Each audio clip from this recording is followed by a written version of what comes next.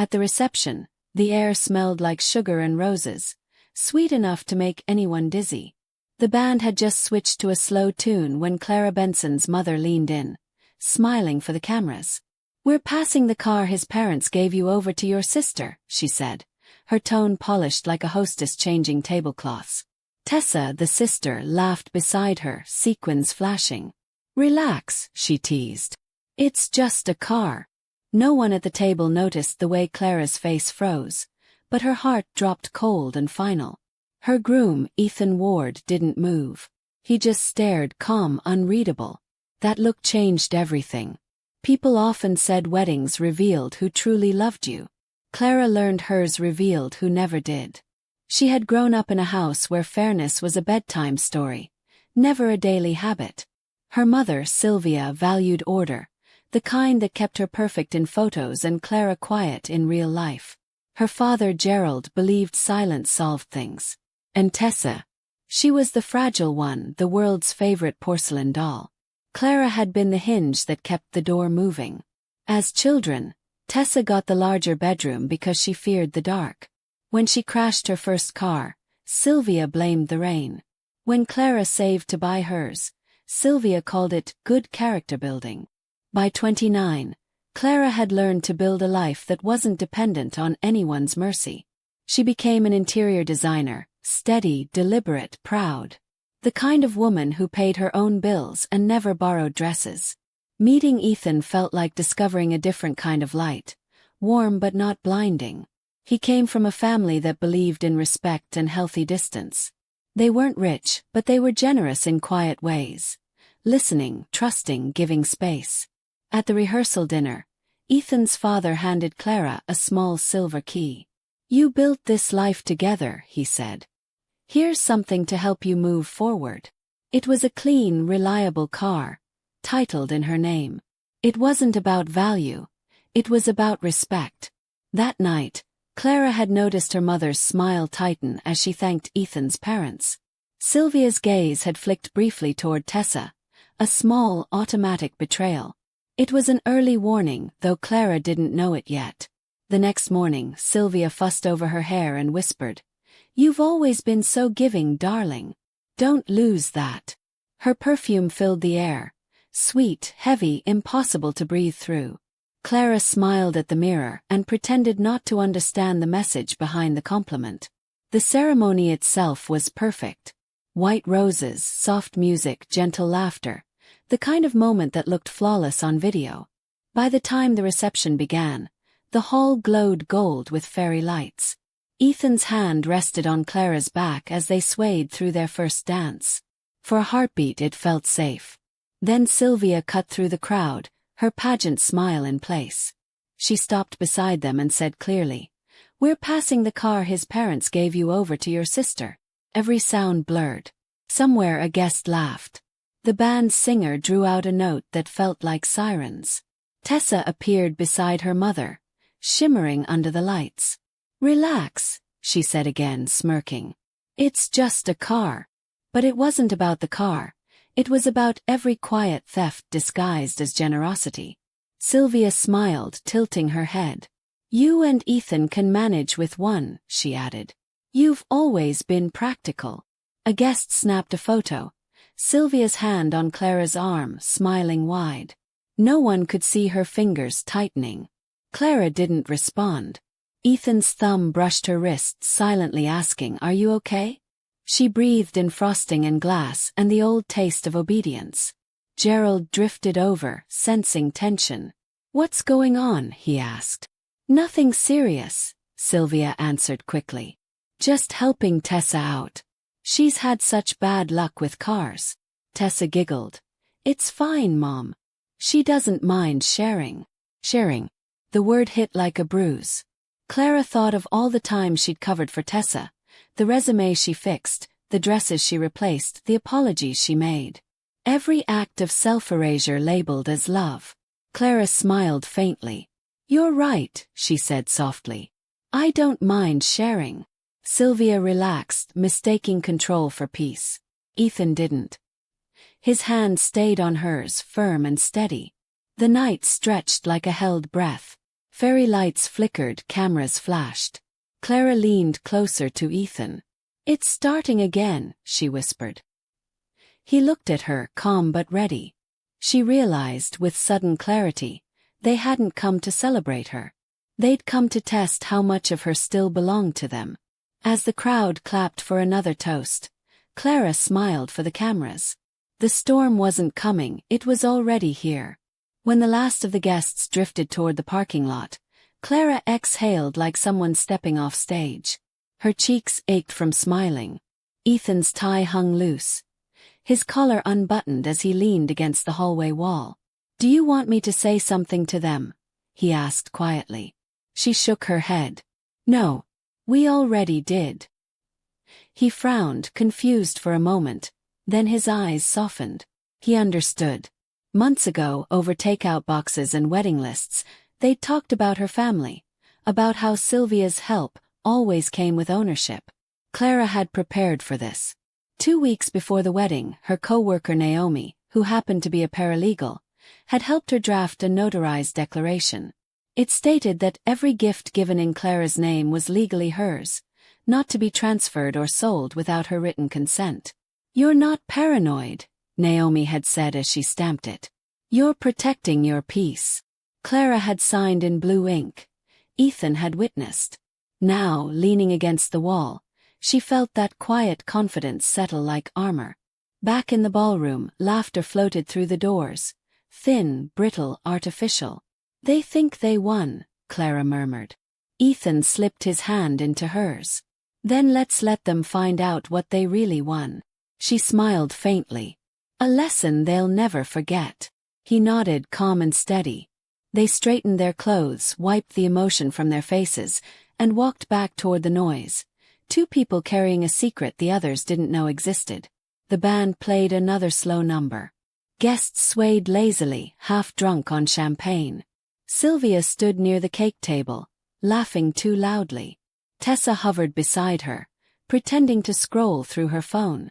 When Clara and Ethan entered, Sylvia's eyes lit up, that Showtime smile snapping back into place. "There they are," she called. "Everyone's been asking where the bride disappeared to." Clara returned the smile. "Just handling a few last details." Sylvia's eyes narrowed slightly. Something about that answer made her uneasy. "Good," Sylvia said briskly. "We're wrapping up soon anyway. Tessa will need a ride home." Ethan stepped forward smoothly. "She has one now, doesn't she?" he said, his tone polite but sharp. Sylvia blinked. "What?" "The car," Clara said gently. "You said she's taking it." Tessa's head jerked up. "Oh, come on, Clara," she started. "Don't make this weird. It's just a car." Clara's smile didn't waver. "Exactly. Then you won't mind what happens next." Gerald approached, sensing the tension. "Can we not do this here?" he murmured. "This is supposed to be a happy day."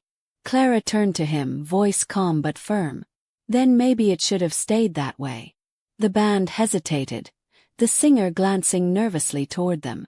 A few guests looked over, drawn by the quiet thunder in Clara's tone. Sylvia's smile cracked. "Sweetheart, you're overreacting. This was a misunderstanding." Ethan reached into his jacket and pulled out a sealed envelope. "You might want to read this before you finish that sentence." Sylvia froze. "What is that?" "Proof," Ethan said. She hesitated, then took the envelope, her manicured fingers trembling just slightly. She unfolded the document. The faint rustle of paper carried across the hall. Tessa leaned in, reading over her shoulder. First confusion, then realization, then color draining from both their faces. "What is this?" Sylvia demanded. "A notarized declaration," Clara said evenly. "It states that all wedding gifts titled in my name can't be transferred or sold without my consent. Any attempt triggers a legal review and forfeits future inheritance from Ethan's side." A hush rippled through the crowd. Someone whispered, "Oh wow." Tessa let out a nervous laugh. "You can't be serious." Clara met her gaze, calm and certain. "Completely." Gerald sighed through his nose. "This is petty, Clara."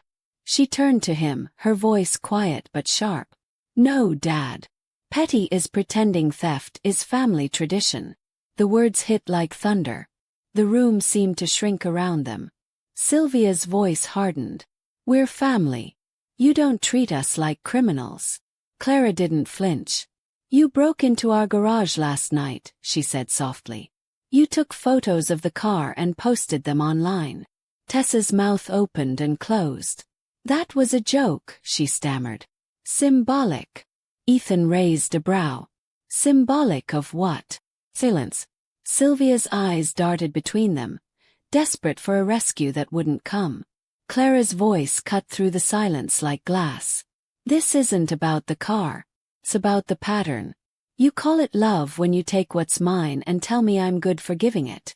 Sylvia's jaw tightened. You're being dramatic. Clara smiled faintly. Maybe. But this time the drama has witnesses. A ripple passed through the guests. Phones lifted subtly, recording. Someone whispered, "This is getting real." Clara stood taller, no longer the obedient daughter, but the woman who'd finally stopped asking permission to own her peace. The air in the hall thickened. No one moved. Even the chandelier light seemed to hold its breath. Tessa's voice cracked. You'd really humiliate us like this? In front of everyone. Clara's expression didn't change. You humiliated me first, just quieter. Ethan's hand found hers again, steady and grounding. His tone was calm when he spoke. Mrs. Benson, you should keep that paper. It's legal documentation. Sylvia stared at him, betrayal flashing in her eyes. You encouraged this. Ethan didn't blink. She doesn't need encouragement, just respect. His voice was so even that it hurt more than shouting. Tessa's face turned red. You married up, didn't you? Think you're better than us now? Ethan's smile was faint. No, he said simply. She just learned not to live beneath anyone. That line landed hard. A murmur spread among the guests. Someone near the bar whispered, "She's right though." Sylvia's posture stiffened, like royalty cornered on her throne. Sylvia tried again, her tone softening into the same weapon she'd used all Clara's life. We raised you to be kind. Clara's voice was steady. You raised me to give. And you taught her to take. The sentence split the room in half. The music stopped completely. Glasses clinked faintly as someone set theirs down. Tessa's lower lip trembled. You'll regret this, she hissed. Clara tilted her head. I already did, for 29 years. Sylvia's composure cracked.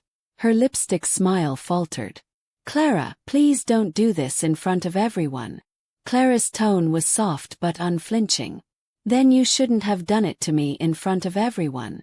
The silence that followed was heavy enough to feel like gravity. Ethan turned toward the stunned band. Play something, he murmured. The drummer hesitated, then lifted his sticks. A slow, defiant tune began to rise, filling the cracks in the moment. Ethan took Clara's hand and led her to the dance floor. The guests instinctively stepped aside. They moved together under the fairy lights, their movements unhurried, deliberate. Whispers rippled like wine through tall grass. In the mirrors along the wall, Clara saw it all. Her mother's pale face, Tessa's smudged mascara, her father's hollow stare. On the table behind them lay the envelope, proof and peace folded into one. Ethan leaned closer. Breathe, he whispered. I am, she answered. And this time it was true. When the music faded, Clara turned toward her family. Sylvia stood rigid, her voice gone. Help isn't theft, Clara said evenly. And love isn't access. She set her empty champagne glass beside the envelope and turned away. No applause followed, only the faint hum of conversations restarting, hesitant and uncertain. She and Ethan walked out through the double doors into the cool night, leaving behind a silence that no one dared fill. Outside, under a canopy of string lights, Clara finally exhaled. Her chest ached not from pain but from release. Ethan wrapped his arm around her shoulders. You okay? He asked quietly. She nodded. I think I just stopped apologizing. His smile was soft, proud. About time. The sound of laughter and clinking glasses faded behind them. They walked toward their car, the one they'd fought for, the one that was rightfully hers. The drive home was quiet, the kind of silence that feels earned. City lights streaked across the windshield, turning into ribbons of gold and white. Clara rolled the window down, letting the wind catch her veil. It loosened, fluttered, and finally lifted away into the night sky. Ethan chuckled under his breath. You just threw away your movie moment. Clara smiled. Good. I don't want one. They drove hand in hand, the hum of the engine like a lullaby. Every mile between them and that ballroom felt like years peeling off her back. When they reached home, Ethan parked but didn't move. You did it, he said quietly. You finally broke it. Clara looked at him, eyes glistening but steady. I didn't break it, she said. It was already broken. I just stopped pretending it wasn't. Inside, the kitchen still smelled faintly of the morning's coffee. Clara slipped out of her shoes, the cool tile grounding her. Her phone buzzed endlessly on the counter. Missed calls from Sylvia, Tessa, unknown numbers. She turned it face down. Outside, crickets sang in the garden, soft and constant. Ethan came up behind her and wrapped his arms around her waist. Still want that honeymoon drive? He asked. She smiled. Let's take the car. And this time, the word ours didn't need to be said a week later. The house glowed in morning sunlight. The same kitchen, the same coffee mug, yet everything felt new. Clara stood by the counter, stirring her tea slowly, listening to the quiet hum of peace. For the first time in years, silence didn't feel like punishment. It felt like freedom. Ethan walked in, barefoot, hair tousled. You're awake early, he said softly. She smiled. Old habit. I keep waiting for the day to start with noise. He kissed her temple. Then maybe it's time to enjoy the quiet. The phone buzzed again, vibrating across the counter. Clara didn't move. You're not going to answer? Ethan asked gently. No, she said. There's nothing left to say. She picked it up once, just long enough to see her mother's name flashing, then placed it back down. The ringing stopped, leaving behind a calm that seemed to stretch through the walls. They'll come around, Ethan murmured. Maybe, she replied, but I don't need them till later that afternoon. Clara stepped into her studio, a small sunlit room filled with sketches and color samples. She ran her hand over the desk she'd built herself, feeling the grain of the wood. Every project on the wall represented years of work, every design a piece of her that no one had taken. She smiled faintly. This space was hers. No borrowed, no shared, no family contribution. Just her. She whispered. Boundaries can be beautiful too. Ethan appeared in the doorway. Talking to yourself again, he teased. Talking to peace, she replied. He grinned. Does it answer? Sometimes, she said. Usually with silence. He crossed the room, wrapped his arms around her, and kissed the side of her head. I'm proud of you. She leaned into him, her voice quiet. You know, I thought standing up to them would feel like fire. But it feels more like air, finally breathing. That evening, they sat on the porch watching the sky fade into lavender. Fireflies blinked between the trees. Clara sipped her tea while Ethan read beside her. What do you think they're saying right now? He asked. She smiled. Probably that I've lost my mind. He chuckled. And have you? Maybe, she said, her eyes soft with humor. But at least it's my mind this time. The wind carried their laughter through the quiet street. A few days later, an envelope arrived. No return address, but Clara recognized the handwriting instantly. Her father's neat, measured script. She opened it slowly. Inside was a single sheet of paper. Clara, I don't know who's right or wrong anymore. But I do know you've grown stronger than any of us expected. I hope one day your mother learns to see it. Already do. Love, Dad. She stared at the words for a long time, her throat tight. Then she folded the letter carefully and placed it in a drawer. That night she told Ethan about it. He's trying, she said. In his own quiet way. Ethan nodded. Maybe he's the first to unlearn the pattern. She looked out the window. Maybe we all have to unlearn something. The night was still, full of small sounds, the hum of crickets, the soft clink of their glasses. You know, she whispered. For the first time I don't feel like I owe anyone anything. Ethan smiled. That's how freedom starts. The following morning, Clara scrolled through her phone and saw a social media post she didn't expect. Tessa had written, "Sometimes you lose a sister because you never learned how to be one." Beneath it was a photo of the car, parked neatly in front of their parents' house, captioned, "Returned what wasn't mine." Clara stared for a while, unsure whether it was guilt, growth, or performance. Still she didn't comment. She just set the phone down and whispered, "Good." Ethan found her sitting quietly by the window, sunlight catching her hair. "Everything okay?" he asked. "Tessa returned the car," she said. "She posted it."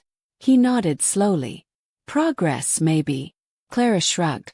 "Or damage control. Either way, I'm not chasing it." He smiled. "You really have changed." She turned to him. "No," she said softly. "I just stopped shrinking." That evening, she printed one photo from the wedding. The moment her mother's smile cracked and she held the legal envelope. She placed it on the fridge, right beside a small note that read, "Never again." Each time she passed by, it reminded her of something simple and sacred. Freedom didn't always roar. Sometimes it whispered. Sometimes it looked like a car in a driveway that no one could take. Sometimes it was just a woman choosing not to answer a phone. A month later, Clara visited her design office downtown for the first time since the wedding. Her assistant, Maya, greeted her with a nervous smile. "Everyone's been talking about that clip from your wedding," she said cautiously. Clara paused, amused. "It's online." Maya nodded. "Someone recorded it. The part where you said, 'Help isn't theft and love isn't access, it's everywhere.' People are calling it the boundary speech." Clara laughed softly. Well, at least something good came from that day. In her office, sunlight poured through the tall windows, reflecting off her design boards. She sat at her desk, opened her laptop, and saw hundreds of emails, some from strangers thanking her for her words, others sharing their own stories of finally standing up for themselves. Ethan called during lunch. "You're going viral," he said, chuckling. "Guess you've become the patron saint of boundaries." Clara smiled. "Then maybe there's hope for all of us." Later that afternoon, Sylvia called again. This time Clara answered. The silence on the line was long. Then Sylvia spoke, her voice lower than usual. "I watched the video," she said quietly. "You made me look like a monster." Clara closed her eyes. "You did that yourself, Mom. I just stopped hiding it." Another silence stretched, heavy but real. "You embarrassed us," Sylvia said softly. Clara replied, "You taught me that some embarrassments are worth surviving." There was a shaky breath on the other end. "Your father misses you," Sylvia said finally.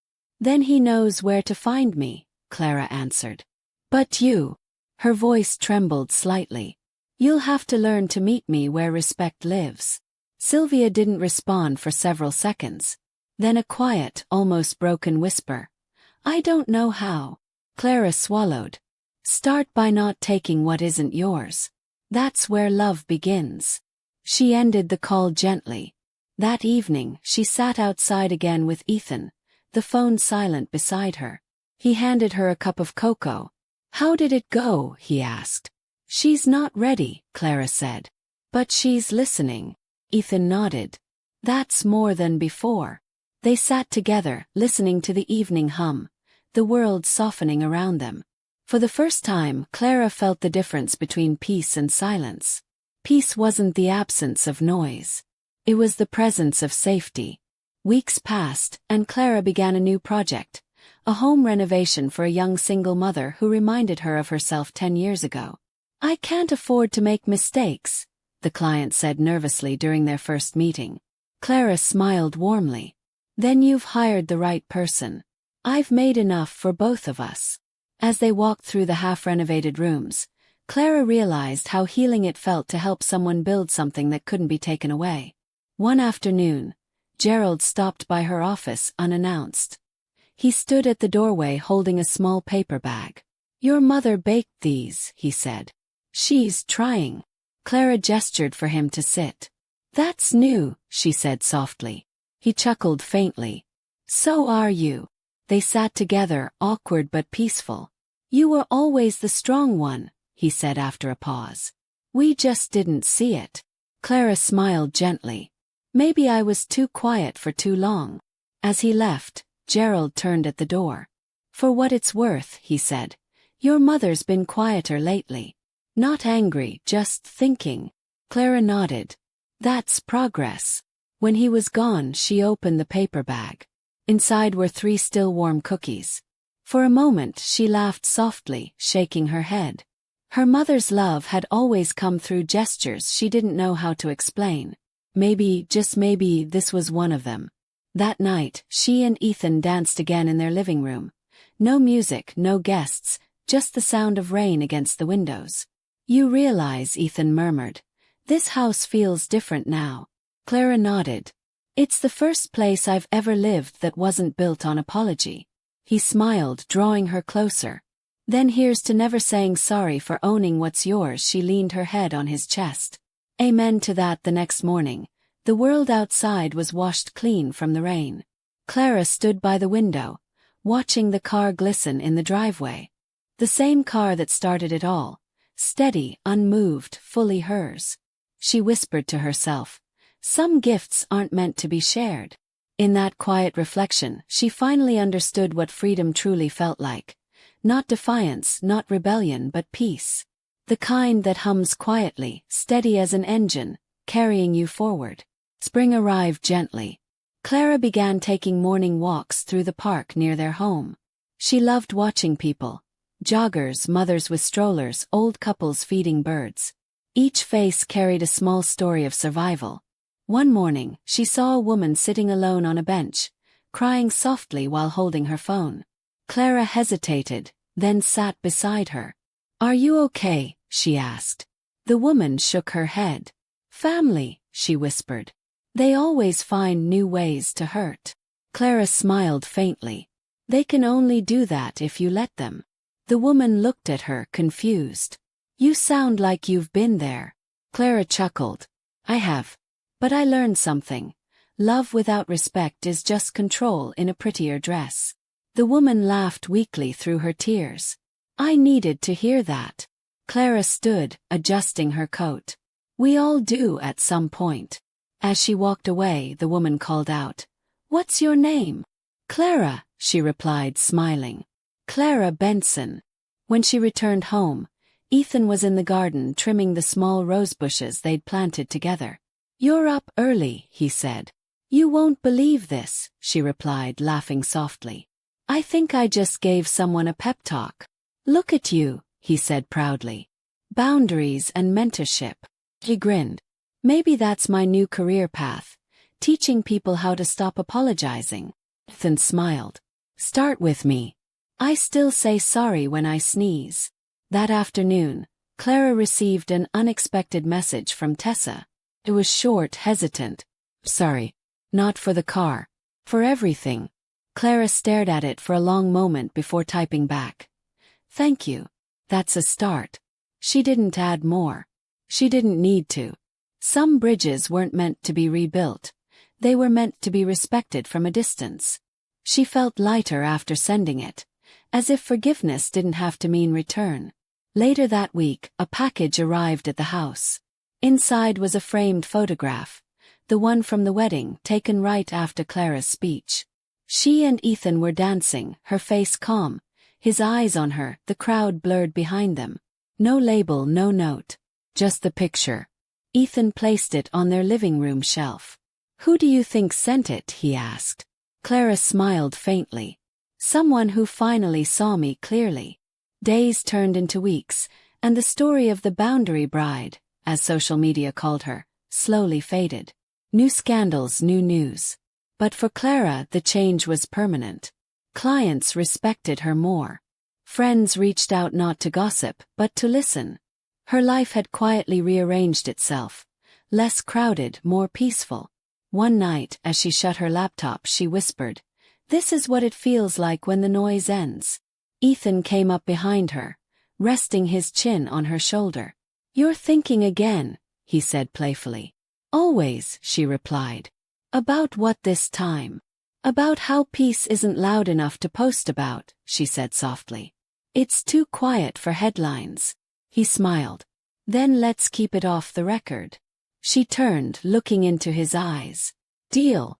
The next morning, sunlight streamed through the curtains. Clara poured herself coffee and sat at the table with her sketchpad. A new design idea filled her mind. A house built entirely around light, open space, and one guiding word: boundaries. She began to draw, line by line, a structure that balanced beauty with strength. Ethan watched from the doorway. "What are you making?" he asked. She smiled. "A home that can't be taken away." Outside, the world kept moving. Cars, laughter, distant voices, but inside everything was still. The framed photo on the shelf caught the morning light, casting a reflection across the room. It landed right where Clara sat, her pencil moving in steady rhythm. Every stroke was a small declaration, mine. Her piece, her work, her story. Years later, Clara would look back on that wedding day not as a tragedy, but as the day she reclaimed her name. People often said families fell apart because of pride or money. Maybe that was